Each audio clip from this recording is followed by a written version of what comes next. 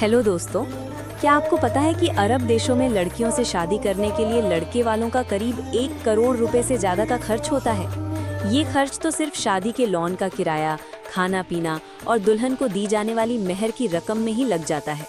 इसके अलावा घर, घरेलू सामान, दुल्हन के जेवर वगैरह का इंतजाम भी लड़के वालों को ही करना पड़ता है। शादी के कुल खर्च में लड़की वालों का 5% ही खर्च होता है। अरब में दहेज का चलन नहीं है। आइए बताते हैं कि अरब कंट्रीज की शादियों में क्या क्या होता है जो भारत में मुस्लिम शादियों से कितना अलग है। भारत जैसे देशों में लड़की के परिवार से लड़के को सामान और पैसे मिलते हैं। खाड़ी मुल्कों में बिल्कुल उल्टा है। सऊदी अरब और ज्यादातर मुस्लिम देशों में दहेज नहीं लिया जाता। लड़की के परिवार से कुछ नहीं मांगा जाता, बल्कि दूल्हा लड़की को मेहर देता है। मेहर, जो कि इस्लामिक नियम के अनुसार दूल्हे की तरफ से दुल्हन को दिया जाने वाला अनिवार्य गिफ्ट, पैसे, सोना, प्रॉपर्टी है। ये दुल्हन की व्यक्तिगत संपत्ति होती है और तलाक या किसी समस्या में उसकी सुरक्षा के लिए होती है। कुछ साल पहले तक अरब की सरकार ने मेहर की अधिकतम सीमा 50,000 सऊदी रियाल यानी लगभग 11-12 लाख रुपए तक थी, ताकि ज्यादा महंगा ना हो।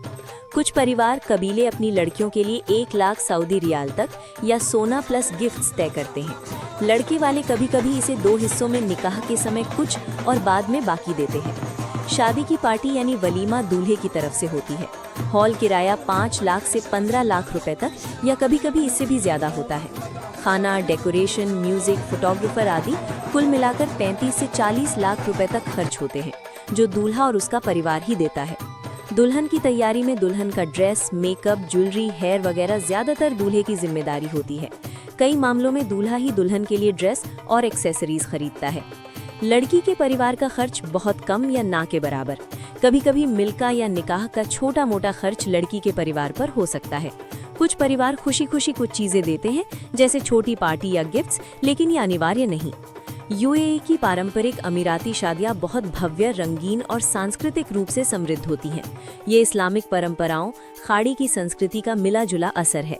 खास रस्मों रिवाज में अल खौता, जिसमें शादी की शुरुआत दूल्हे के परिवार की तरफ से लड़की के परिवार से प्रस्ताव लेकर होती है।